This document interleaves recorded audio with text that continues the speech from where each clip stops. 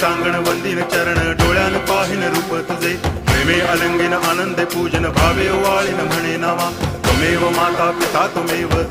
बंधुश्च सखा त्वमेव विद्या द्रवणं त्वमेव सर्वं मम देव कायेन वाचा मनसेन्द्रियैर्वा बुद्ध्यात्मना वा प्रकृति स्वभावात् करोमि यद्यत् सकलं परस्मै नारायणायति समर्पयामि अच्युतं केशवं रामनारायणं कृष्णदामोदरं वासुदेवं हरि गिरिधरं माधवं गोपिकावल्लभं जानकीनायकं रामचन्द्रं भजे हरे राम